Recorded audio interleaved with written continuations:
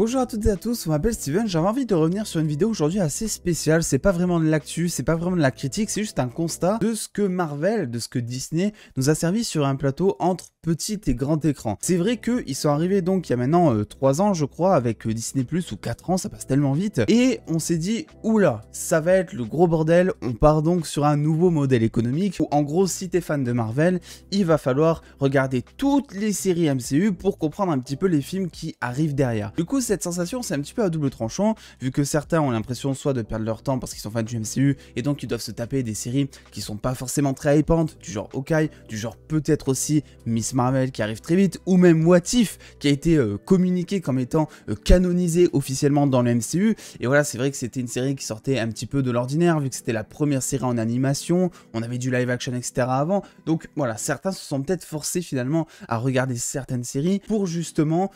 comprendre l'entièreté des films du MCU, en tout cas mettre toutes leurs chances de leur côté on va dire. En fait j'ai fait un constat dans ma tête, surtout avec Doctor Strange 2 qui vient de sortir, et d'ailleurs à vous le préciser, on va tout spoiler, tout ce qui est sorti jusqu'à présent, donc je tourne cette vidéo le 13 mai, je sais pas quand est-ce qu'elle va sortir, mais voilà, si vous n'avez pas vu des projets qui datent d'avant mai, en gros, partez de cette vidéo parce qu'on va full spoiler. Mais en fait je me suis fait le constat dans Doctor Strange 2, est-ce qu'on avait vraiment besoin de regarder certaines séries du MCU pour comprendre Doctor Strange 2? Et la réponse c'est oui et non, dans le sens où oui évidemment parce que WandaVision, et pour moi même WandaVision t'es pas forcément obligé de l'avoir vu pour comprendre les enjeux du film si vous voulez, dans le sens où tu vas être un peu perdu au début, tu vas pas comprendre pourquoi Wanda a des enfants, tu vas pas comprendre un petit peu toute son évolution psychologique, surtout parce que ça veut dire que la dernière fois que tu l'as vu finalement c'était dans Endgame si je me rappelle bien, où elle manque de tuer Thanos etc, donc t'as tout un développement qui n'est pas là, et un développement mais vraiment majeur, c'est le noyau du nouveau personnage de Wanda de cette phase 4 mine de rien WandaVision, donc tu rates ça,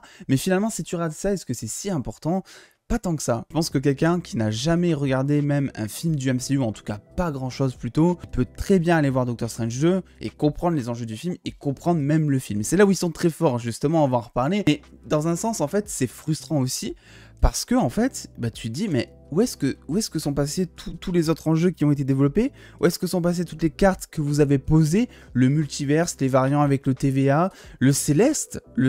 dans Eternals qui traverse la moitié de l'océan Pacifique avec sa main géante qui dépasse et sa tête donc qui est vue par l'entièreté je crois du public à la fin du film, qui arrive pour chercher je sais plus qui d'ailleurs, mais qui arrive sur Terre, donc ça veut dire que le public est conscient qu'il y a une nouvelle menace entre guillemets, et ça tu n'en reparles jamais. Moi je trouve ça aberrant, parce qu'autant il y a des cartes qui posent et qui demandent qu'à être développées ensuite via une saison 2 ou via un autre projet qui sera lié, comme par exemple la mort de celui qui demeure, Sylvie qui prend la tête entre guillemets de la timeline sacrée, même si on sait pas trop comment ça se passe, le TVA qui a l'air d'avoir changé totalement de dirigeant, il y a plein de trucs comme ça qui changent, mais ça c'est pas très grave parce qu'on sait par exemple qu'il va y avoir une saison 2 de Loki, on sait que le TVA, bon, ils auraient pu le faire, mais est pas forcément lié à Doctor Strange 2. Si je trouve ça assez facile de pas l'avoir mis dans le film, pour être totalement honnête. Alors, il y en a certains qui me disent, oui, mais le TVA, c'est le temps, et le multivers, c'est l'espace. Oui, mais les gars, dans les voyages temporels, l'espace et le temps est lié. J'ai pas besoin de vous faire un dessin. Il faut aller voir Stargate, il faut aller voir Retour vers le futur. Tout est lié. Donc, forcément, si tu me dis que le TVA est pas dans le film, moi, je trouve ça assez bizarre dans un sens, mais c'est pas très grave parce que ça, il le justifie. Donc tu te dis, ok, Loki saison 2, on verra ça, on verra la suite, qui mènera potentiellement à Ant-Man 3, ou Ant-Man 3 mènera forcément à Loki saison 2, bref, on sait pas grand chose. En fait, ce que je veux dire, c'est qu'il y a eu un gros changement Marvel ces derniers temps, pas que dans ses personnages, parce que, évidemment, on le sait, on efface des nouveaux personnages, on en met de nouveaux, etc. C'est normal, ça c'est pour la bonne continuité du MCU, mais il y a un truc surtout qui a drastiquement changé, j'ai eu du mal à dire ce mot, je sais pas si vous avez capté, c'est qu'en fait, on n'est plus du tout sur la même ligne de consommation, si vous voulez. Avant, que ce soit toutes les phases Marvel, on regardait un projet, on savait qu'il venait l'un à la suite de l'autre, on se posait pas de questions, on était là en mode ok, bon on va retrouver peut-être des trucs qu'on avait eu avant, etc. On se posait zéro question, on savait que ça fonctionnait vraiment de manière sérielle, en fait, comme une série qui arrive avec chacune de ses saisons, chacun même de ses épisodes. Et là, la chose qui a changé, c'est que maintenant, tu as des projets qui arrivent, je sais pas, qui vont sortir l'an prochain, mais qui vont se passer avant ou pendant le blip, donc finalement dans la timeline du MCU, tu as des projets qui vont se passer pendant que Thanos Thanos était encore là, sauf que toi, en tant que spectateur, t'en es plus du tout là. Et du coup, on confond les enjeux et surtout, on confond les intérêts selon moi. Parce que le souci, c'est que là, en ce moment dans le MCU, et je tourne cette vidéo juste avant la diffusion de Miss Marvel pour que voilà, il y ait un repère temporel, on se retrouve face à deux types de programmes et aussi de films. On a les programmes, donc quand je dis programme, c'est séries et films mélangés. On a les programmes qui vont être centrés justement sur le multiverse et toute la partie cosmique avec toute l'introduction de Kang, tous les enjeux autour du multiverse en gros. Et à côté, tu as les programmes qui sont là pour introduire de nouveaux personnages. Et du coup, c'est problématique parce que il y a des gens qui vont beaucoup plus être intéressés par le multiverse, d'autres qui vont être intéressés par les nouveaux personnages, bien que je pense qu'on soit plus intéressé par le multiverse. En général, moi, c'est ce que je vois sur les réseaux. Les gens, ils veulent continuer cet arc et les nouveaux personnages, c'est très cool, mais à chaque fois que tu leur parles de Hawkeye, de Miss Marvel ou de Echo qui arrivent, ils sont assez dubitatifs. Du coup, forcément, j'en viens au constat suivant, c'est que le MCU est moins stable. En tout cas, t'as l'impression, même si évidemment tout sera lié par la suite, etc., c'est bien normal, mais pour l'instant, au moment où je tourne, t'as l'impression que tout est beaucoup moins cohérent et on va dire bétonné que le MCU de base, parce que forcément, tu as des projets qui se passent avant, après, et du coup, tu as des enjeux qui sont absolument pas similaires. Et du coup, cette réflexion, ça me fait passer au constat suivant, c'est que je pense que cette année, dans le MCU, sur Disney+, en tout cas, ça sera beaucoup moins intéressant, et ça sera une année de transition. Dans le sens où, je sais pas si vous avez remarqué, mais en fait, ce qui se passe, c'est que on a donc eu WandaVision, Loki et Falcon notamment, qui étaient des personnages que l'on connaissait un petit peu de base. Et en fait, je sais pas si vous avez remarqué encore, mais c'est des séries que l'on a pour la plupart appréciées. C'est vrai que quand je demande, ouais, quel est ton top de séries MCU, etc., les gens, bon, suivant l'ordre, on s'en fout, mais me disent généralement que leur top 3, dedans, il y a Loki, Falcon et WandaVision. Pourquoi? Parce que c'est des personnages que l'on connaît déjà, et que donc leurs séries sont forcément bien plus intéressantes, parce que tu te retrouves à augmenter leurs enjeux pour continuer leur histoire, alors que à côté, tu as des séries, j'en sais rien, comme allez, Moon Knight ou même Hawkeye, qui eux sont de nouveaux personnages et qui justement, t'as pas vraiment besoin, voilà, tu racontes leur vie, c'est des sortes d'origin story, certains sont plus intéressantes que d'autres, d'accord, mais tu compares les nouvelles séries, en tout cas les nouveaux personnages, à celles qui existent déjà comme WandaVision ou Loki par exemple, je trouve que ouais, c'est clairement pas la même chose. Et le problème, c'est que quand on regarde bien cette année sur Disney+, ce qui reste, en fait, on se retrouve qu'avec des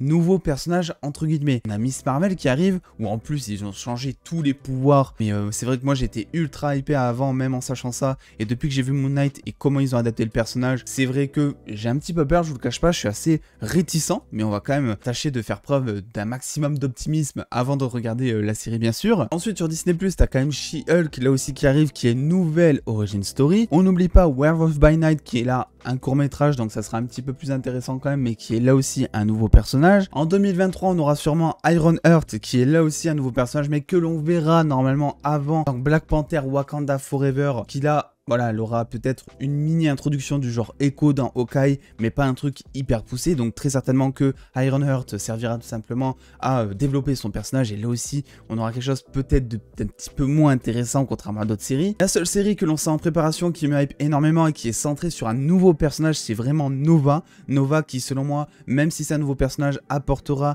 un côté très cosmique, en tout cas je l'espère. Ils peuvent aussi partir, et ça c'est le risque, ils peuvent aussi partir en mode très teen, je sais pas, une espèce de Nova adolescent, parce que il y en a un forcément dans les comics. Donc on pourrait être très bien sur 2/3 de la série partagée entre problème au lycée et love story, un peu en mode Peter Parker d'ailleurs. C'est une chose qui me fait peur parce que c'est pas vraiment ce que je demande dans le personnage de Nova, ou en tout cas dans cette partie du MCU. À côté, fort heureusement, on a des séries du genre Armor Wars ou Secret Invasion qui, elles, on l'imagine, seraient plus des séries avec des enjeux plus élevés, peut-être des crossovers un peu plus gros entre personnages, des choses comme ça. Voilà, on n'en a pas trop d'idées. On sait que Secret Invasion est porté par Nick Fury, qui est un personnage qui est en fin de vie, je vais dire ça, parce que bon, au bout d'un moment, il faudrait bien qu'il parte lui aussi pour passer le flambeau notamment. Donc voilà, tout ça pour dire que, si vous voulez mon avis, le MCU en ce moment c'est bancal, parce qu'en fait ils sont en pleine transition, et mine de rien, quand il y avait eu ça, la première phase, quand on découvrait les nouveaux personnages, avec notamment Iron Man, Thor, Captain America, mais aussi Black Widow,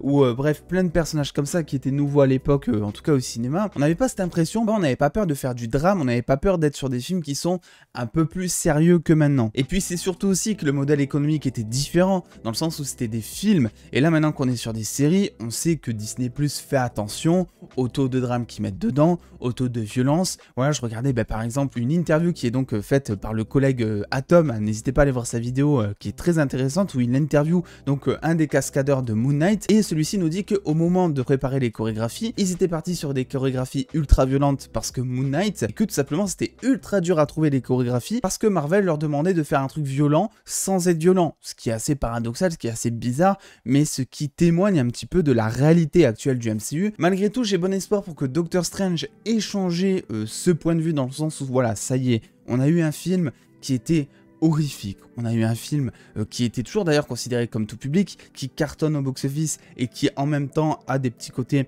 drama, gore, etc. Donc ça peut peut-être encourager Marvel Studios à écouter un peu plus ses fans en ce moment, qui demandent de plus en plus à ce que ces projets soient bien plus sérieux qu'avant, même si on le sait, il y aura toujours cette petite touche d'humour qui fait plaisir, hein, parce que ça reste pas du Marvel sinon. Alors évidemment, cette vidéo elle est pas là pour cracher dans la soupe. Je kiffe toujours autant Marvel, j'ai toujours très hâte de voir les prochains projets, il n'y a aucun souci, c'est juste un constat, parce que je me suis fait la réflexion, effectivement, que on n'avait pas besoin de voir What If pour aller voir Doctor Strange 2. Et dans un sens, ça m'a un peu frustré parce que, de base, je vous cache pas que, bon, si j'ai regardé What If, c'est pour en parler sur YouTube évidemment, mais c'est surtout parce que je me suis dit, ok, bah vu qu'ils l'ont canonisé officiellement, parce qu'ils l'ont quand même annoncé, c'est que forcément il doit y avoir un lien avec Doctor Strange 2. Que chi, rien du tout. Je veux dire, Captain Carter, t'as pas besoin d'avoir vu What If pour comprendre qui elle est. À la rigueur, tu comprends rien au personnage, mais tu sais juste que c'est un genre de Captain America, parce que bah effectivement, elle te sort plein de répliques à Captain America, et que t'as aussi le bouclier, enfin c'est pas compliqué à comprendre. Il y a rien de tout ça, il y a aucun truc de What If dans Doctor Strange 2, ce qui moi, je vous l'avoue, m'a mis un petit côté frustrant. Je me suis dit, putain bordel, j'ai regardé What If, c'est quand que du coup on va avoir cette preuve que c'est canonisé. Aussi un truc à prendre en compte, évidemment, dont je vous ai pas parlé, parce que oui, le MCU est beaucoup plus bancal maintenant qu'avant, parce qu'ils ont plusieurs systèmes de diffusion, mais c'est aussi et surtout parce qu'il y a beaucoup plus de personnages qu'avant. Alors avant, où tu te retrouvais avec Thor, Captain America et Iron Man en trio principal, maintenant t'as plein de personnages à gérer entre ceux qui existent déjà et ceux qu'il faut introduire pour passer le flambeau. Donc forcément, je pense qu'ils sont obligés de passer sous cette méthode avec des séries qui se passent finalement avant d'autres séries, avant d'autres films, pour créer des origin story, etc. Effectivement, c'est vrai que tu sens quand même qu'ils ont plus de mal à faire avancer les intrigues, parce que maintenant elles sont bien plus nombreuses aussi du coup, et que du coup, sans tomber non plus dans la grosse incohérence, tu te retrouves quand même avec certaines facilités. Je veux dire que moi, le truc qui me choque vraiment, c'est le Céleste qui voilà, traverse à la moitié de l'océan Pacifique, un truc qui sera sûrement expliqué dans Namor, j'en doute pas, ou dans Black Panther 2 du coup,